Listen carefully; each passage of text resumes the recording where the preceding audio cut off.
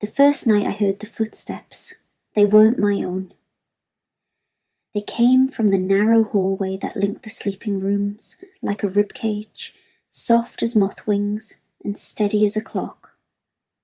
I lay on my back, counting the faint points of light that slipped through the curtains, and listened until the sound stopped, as if someone had tiptoed out of the house and into the deep hush of the hedges. I told myself it was the floor settling, the house remembering itself. I told myself a lot of things before the truth arrived. When Mara Hale inherited the old Kirkland house at 26, it felt like a private miracle. The town had shrunk around the mill, but the house had remained, red brick, patient, with a porch that leaned like an old listener. It sat at the end of a lane that tree roots had swallowed, where the maples made winter look like a crowd of blackened hands. Mara took the job of cataloguing old deeds and letters for the town library. Easy money. Something to steady her after the restless years in the city. The house, they said, had belonged to distant relatives who had been forgetful of taxes and generous with secrets. It was hers now for as long as she wanted it, and a box of brittle paper, a rusted key, and the scent of mothballs. She liked the quiet. She liked the slow work of reading handwriting that had once been human breath. She liked the little things that made a house a home.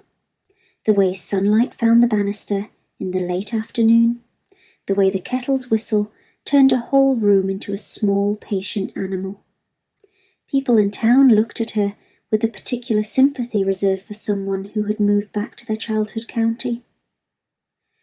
Good luck with the house, they said, as if luck alone could manage peeling paint, winter pipes, and the social arithmetic of small places. On the week the second-floor room was cleared, Mara found a photograph wedged in a ledger. A woman with a chipped smile, a boy with 2 large shoes, and the front of the Kirkland house. Identical, but for the absence of the dead maple. On the back of the photograph, in a hand that trembled like a leaf, someone had written, "Never leave the third bell unanswered." She smiled at the superstition and put the photograph in her apron, a talisman she meant to forget. The bell, however, had its own opinion. The church down the lane had a habit of speaking at odd hours. On the second week, at 3 in the morning, the bell tolled once, a single hollow note that slashed the dark like a question. Mara froze with a book in her hand and listened. The note hung and then fell into silence, replaced immediately by footsteps along the hall, the exact same sound she had dismissed days earlier. She walked the house, pressing her palm to the walls, calling out to air that gave no answer. Nothing. A window shaken by the wind, that was all. Then the bell rang again. One solitary clang, and this time, somewhere under the house, a whisper moved, as if another heartbeat had taken the shape of breath. The townspeople were good at small miracles and practised at large silences. They answered with averted eyes and warm casseroles. Someone left an extra loaf on Mara's porch with a note. Some houses are heavy. Don't be alone nights. Mrs. Crow. The note was honest as a bruise. A month into living in the house, Mara found a child's shoe behind the pantry. Leather cracked, an inch-long scratch like a smile. There was no child in any registry, no missing persons notice that matched the town's polite air. She mentioned it to Father Ibrahim when she took a casserole to the old priest, a man with a voice like warmed metal and a face lined by weather and charity. He listened, palms together, then said, not unkindly, "Houses collect things. People think those things are people. Be careful about giving the house its name." That was the moment she decided to stay. Curiosity had always been Mara's way of proving she was still alive. She began to catalogue with a new hunger, thinking of the ledger as a map and the keys as staves of a broken song. At the bottom of a trunk, under a shawl that smelled like starch and lavender, She found a small rusted key and a note in the same trembling hand as before. If the bell calls, answer. If a loved one waits, let them in. The house likes company. The handwriting looped and tilted like someone pressing their grief into curves. She laughed then loudly to prove herself superior to superstition.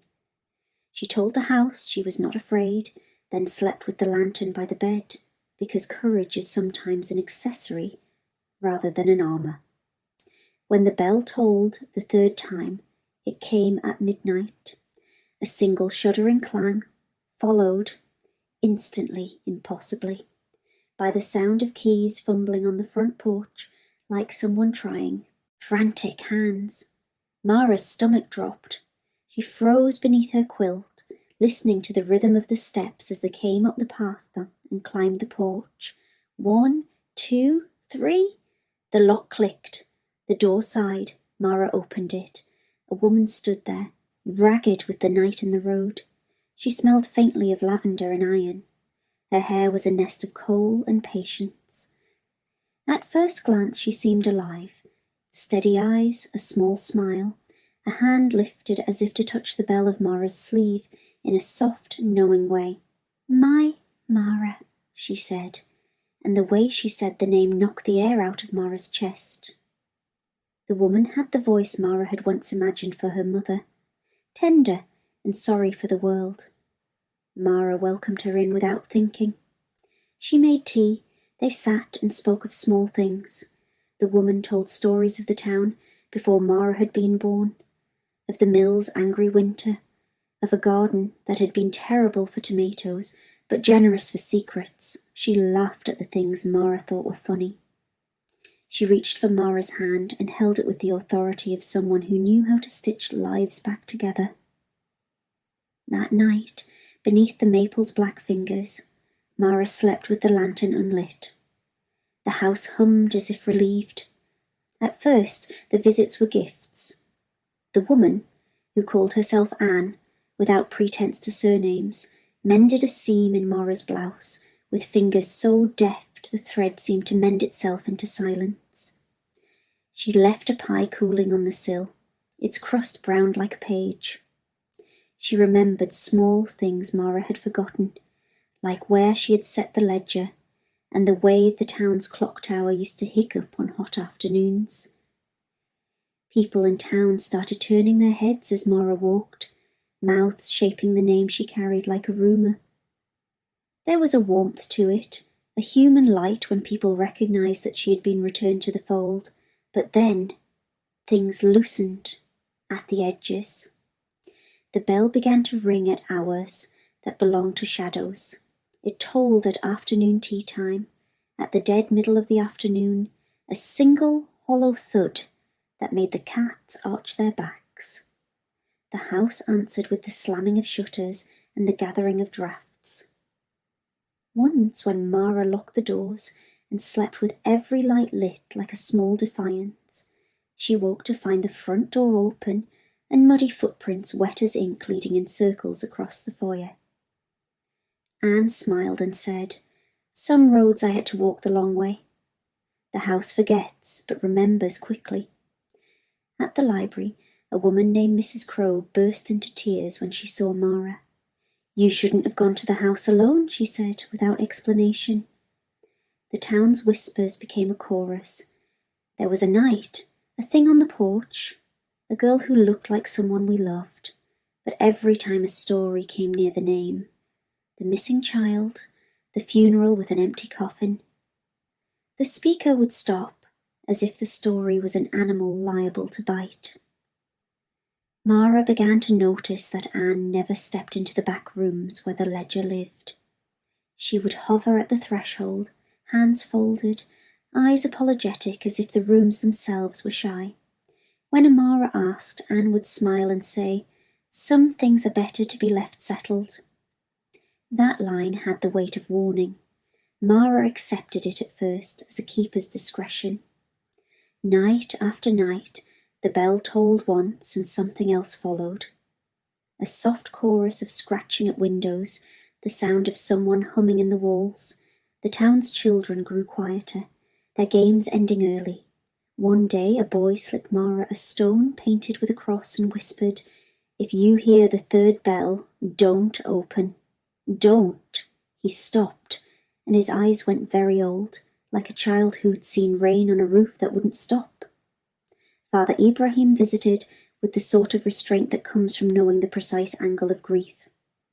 He said, "There are things in houses that are left by intention. They are not for bargaining." He came to the house with a candle and a book bound in leather, and when he read, the words felt like rubber bands snapped across the air. Firm, official. For one night the house was quiet as a held breath. For one night the footsteps vanished. But the quiet did not persist. If exorcisms were a tide, Mara learned, they were not permanent. The tide receded and then came back, angrier and cleverer. Things began to appear in the ledger. Notations in a hand that was not hers, little corrections, parentheses that held entire sentences of accusation. One page, fresh and wet as if the ink was still drying, read, "She said it would be kind. She said a living hand would keep the cold out." The writing looped in a way that looked uncannily like the handwriting on the photograph.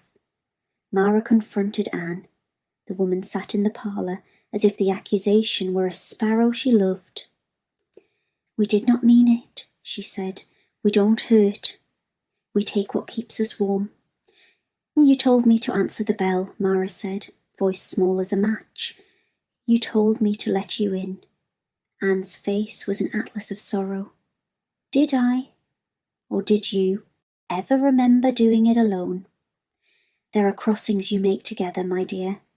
I am a map maker. I point." That night the house rearranged itself.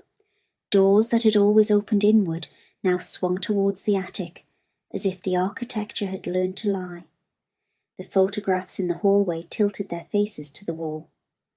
In the mirror, reflections lagged a fraction of a second late, as if a person's shadow were deciding whether to follow. When Mara tried to leave, the car would not start. When she forced the engine, the radio cackled with static, and then, between the stations, a voice murmur-sang her name in a way that made the skin on her arms break into goose-flesh. She started keeping the ledger on her lap at night, reading by the weak light of a candle, as if the ink could be persuaded into sense. The ledger became a conversation partner that would sometimes answer in a tone she did not expect. A list of names, then a blank, then the letters of a word half-formed, M-A-R, and then the pencil would roll off the page and clatter to the floor. The town's faith wavered between pity and fear. At a market, a woman passed Mara and whispered, "Your sister," with such certainty that Mara's head spun. She had no sister she could remember, only an old photograph of a boy whose shoes were too big. The threadings of other people's memories started to bind themselves to hers like ivy. She would dream of a hand reaching into a shallow grave, of a hymn being hummed by a group of mouths with no faces. One evening, the pastor's voice on the street corner rose like an honest bell. "There are rules," he said. "You do not invite what you do not understand." But the bell was deaf to sermons. It tolled, once, twice, once more. When the third bell came, it did not wait for night. It struck at dawn, when the air was fresh as linen. Mara heard it through sleep, and woke with the sensation of cotton across her chest. She dressed without thinking, and opened the door. Anne stood on the porch, with a child curled at her hip, asleep in rags. The child's hair was the colour of old paper. Mara's heart drove itself into her mouth. "This is Jonah," Anne said. "He found his way home." Jonah blinked and looked at Mara with eyes like coins. He reached for her hand. He smelled of lavender and something else, root and cold. When Mara touched him, it felt as if touching a cold pain. "You came back," she whispered. "I always come back," Anne said. Her voice was the same, but the look in her eye was no longer simply regret. It had a calculation to it, a hunger that had concealed itself like a coin under a pillow. The town gathered before the house without being called. People came with blankets and rosaries, with the hurt that towns hoarded in neat bundles. They watched as Mara argued with Anne, with the words narrowing like knives. Father Ibrahim stood with a candle clenched between his fingers, mouth moving in a prayer that patched no wound. "You can't keep him," Mara said. "You can't take children." "We don't take," Anne replied. "We keep. They come because they think we are a place where lost things stay." A woman in the crowd, Linda, whose son had drowned in a mill accident the year Mara left for college, whispered, "It's not that they are taken. It's that sometimes people choose the warm room because the other rooms are colder." Her voice carried the weight of someone who had chosen and then spent the rest of her days apologizing. Panic came in bright, rational flashes. They tried to call the police. The line rang and rang, and then clicked into a static that hummed with the shape of lullabies. The town formed a circle, candles raised like a fence of fragile light, and began to chant, and the air thickened until it was like walking through honey. Then the twist took a breath. A girl in the front row peered toward the porch and cried out, "That's not Anne!" Her cry folded the crowd in two. People drew back as if the air itself had become sharp. "That's Ellen Kirkland," she said. "She—" And the rest she could not form because it knotted like thread in her throat. Mara felt the world tilt. The photograph in her apron flashed behind her eyes, the chipped smile, the boy with too large shoes, and the house. Her knees trembled. Ellen Kirkland was a name everybody knew in whispers, a woman who had died in the winter 3 decades ago, a burial that had been too sudden, a tombstone whose letters had been blanked out by weather. Some said she left by choice, some said she simply forgot to leave at all. Ellen, looked at Mara with something like affection and something like amusement. "People used to confuse names," she said. "We are all always changing." Father Ibrahim stepped forward. He recited passages that were solid as stone. He spoke the old Latin and the old plays learned from his mother and their mother before them. The candles blinked. For a moment it seemed like the tide had turned and the house would cough the truth into the street. But the house never gave up its company willingly. It learned to make bargains. It offered the town memories like coins, a child's laugh heard over the market, a lost locket found under the church doorstep, a promise of warmth in winter. People who were hollow with regret began to look at the house with a different hunger. They spoke in low voices of the comfort of someone who would remember. "If Ellen can bring back what she offers," one man said, "then what harm is it to keep her?" The crowd split along wanting lines. Those who sought absolution and those who feared it formed a brittle arc. The house smiled along the fissure. Mara stood outside, holding the ledger, its pages damp with the town's breath. The name on the ledger trembled. Mara, for the taking. It was not a question. Anne stepped close and kissed Mara's forehead as if to quiet a fever. "You are tired, child," she said. "You are always trying to fill a loss with work. Let me keep you safe." Mara's hands tightened on the ledger until the corners dug crescents into her palms. "You lied," she said. "Sometimes truth, Iya, is what keeps people warm," Anne replied. "Sometimes truth is what starves them." The first of the crowd's candles sputtered and went dead. Someone screamed, and that sound became the opening of a trapdoor. The house moved in response, threads tightening into ropes. Windows flared like eyes. The bell rang once, single, clear, devastating. And in that note, something old and patient stepped from the doorway and walked toward the street, not with the contorted shuffle of bones, but with the measured pride of someone who had been home for a very long time. Father Ibrahim raised his voice until it cracked on the last syllable. He crossed himself and held the ledger up like a shield. If you are bound to this place, he said, if you hold before you the name of a living soul, if you promise warmth in exchange for breath, then hear me, undo this. The figure on the porch did not move like a person undone. For a single breath there was stillness, and in it Mara glimpsed a child's burial flower, a wrong funeral, and the years the town had spent not naming the pain. Jeanne, that was what the old women had called the woman in the photograph.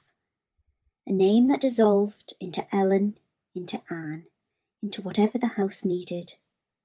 Mara understood then with an accuracy that felt like glass, breaking into 1,000 polite reflections. Ellen had been a loved one once. She had grown into a grammar of desire. The house had taught her how to keep. Mara walked up the steps. Each footfall felt heavy as a confession. Anne, Ellen, looked at her like a mother at the edge of a grave, pleading and smug and so very, very tired. You could be comfortable, she said. Stay. We will remember you the way you want. No more empty pockets, Mara thought of her own pockets, empty of meaning and full of the ledger. She thought about how easy it was to take comfort and how heavy the price of it could be. All at once she understood the original note in the ledger and how words had been bent. If the bell calls, answer. If a loved one waits, let them in, or let them take. You were loved, Mara said, because truth should be the first weapon and the simplest. You were not meant to be keeping us. You were meant to go. Anne laughed, and the sound was the rustle of dry pages. You speak as the living do, but they draw breath by the favour of the living and the soft mistake of the dead. I will not hurt you. I only ask you to remain. You will be remembered. You will not be lonely. Mara opened the ledger. She turned to the last blank page, and without thinking of the candles or the crowd, wrote her name slowly, carefully, as if sealing an envelope. The ink bled a little at the edges. She wrote a second line beneath it. Do not keep me for warmth. The letters felt like nails. Anne reached for the ledger. Her hand passed through Mara's like smoke, and for the first time she looked younger and older at once, like someone out of time. Then she touched the ink.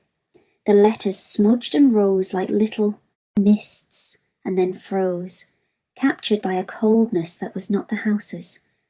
The crowd cried out, and Father Ibrahim stepped forward and took Mara's other hand. The ledger glowed faintly, as if reading itself. You bind yourself to memory, Father Ibrahim said. You cannot give the living to the dead as a favour. You cannot stop me, Anne said, though her voice had a wavering to it now. Fear was something she had not practised. Mara thought of the children who had been named and unnamed in the town's memory. She thought of Jonas sleeping in her parlour like a small, patient thing. She thought of the choice Linda had made and the way someone else had used that to shape the town's sorrow into a comfort they could sell. She thought of the photograph, the key, the note that had been an instruction and a lie. She closed the ledger. Listen, she said to the crowd, her voice honed by nights into a blade carried. You built this place on forgetting. That forgetting is a debt. You think keeping someone as they were will pay it. It doesn't. It teaches them to take what keeps them warm. It teaches the house to want more a woman in the crowd. The widow of the mill who had found peace in old prayers stepped forward and began to call out names, not as transactions, but as a list of people who had been loved and buried. One by one the crowd spoke, honest and messy names. They said them aloud until saying the names began to open windows like eyes. The candlelight steadied, the bell above the lane began to toll, but this time it was joined by voices, a chorus that sounded exactly like people remembering. The air shifted. Anne's expression broke like thin glass. She reached for Mara again, and this time her fingers grazed skin that was warm and unyielding. Something in her, what had once been Elizabeth, or Ellen, or Anne, faltered. A shape of a life that had been pressed into the wrong grammar of existence peeled away like wallpaper. She took a step back and looked at the people who had taught her to keep, and saw them with a clarity she had not had in decades. The hunger that had been canned, tenderness faltered under the flood of the town's memory. For one heartbreaking beat, she smiled like a woman who had remembered the wrong thing. Then the house exhaled. Windows shattered like old plates. The bell tolled once more, a note that seemed to split the air. Anne looked at Mara with a tenderness that was suddenly all apology, and then, with the faintest rustle of a dress and the smell of lavender folding up into nothing, she was gone. The porch stood empty, as if whatever had been there had never chosen to stop. The child Jonah blinked, and where his hand had been on Mara's coat, there was only a chill. No one applauded. People breathed, and then they sat, because large things had happened, and the body is small at first when the world reorders itself. Father Ibrahim closed his book and looked at Mara with tired, proud eyes. "You did what was needed," he said, though his voice trembled with the weight of an exhausted man. In the weeks that followed, the house returned to being a house, which is to say it returned to being an organism of furniture and weather and pipes. The ledger lay quiet on Mara's desk. The photograph in the apron faded back to being a photograph.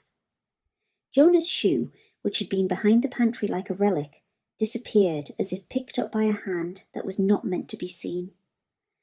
But the town did not forget what had happened. It remembered the night the bell had tolled, and the crowd had split, and then reconvened. It remembered the woman who had been both comfort and theft. It remembered Mara at the porch, ledger in hand, a small figure who refused to let herself be kept. And somewhere, a small piece of the house still hummed. Mara sat at her kitchen table one morning, the ledger open like a safe with only a few pages left. She took a pen and wrote a note, the words deliberate and plain. Do not answer the third bell. Do not open for strangers who call you by the names you miss. Build warmth. Do not sell it. She folded the paper and left it under the ledger, and then she went to the town hall and pinned it to the community board, a small act of public conscience. The note passed from hand to hand, whispered between neighbours like a recipe. Families read it to their children at night. Tourists who came for the old mill read it and nodded because superstition is a comfortable sound.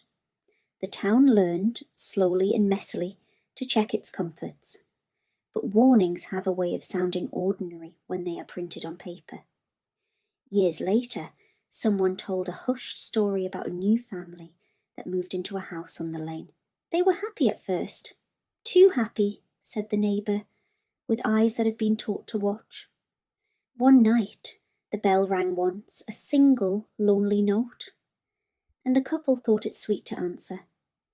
If you walk down the hill to the library, or stand at the bus stop under the one remaining maple, you may hear it. The single chime, like a throat clearing. If you are the sort of person who loves a good story, you will tell yourself you are safe. If you are the sort who keeps a photograph pressed into your pocket, you will feel a tug at the place where memory sits softest. Do not open your door. Do not let your memory be a key you hand to the cold. If the bell rings 3 times, walk the other way. Tell someone, tell everyone, tell it like you mean it, because there is comfort in keeping, yes, a soft blanket against smaller nights. But some comforts ask for more than you can afford. They ask for people who will not come back.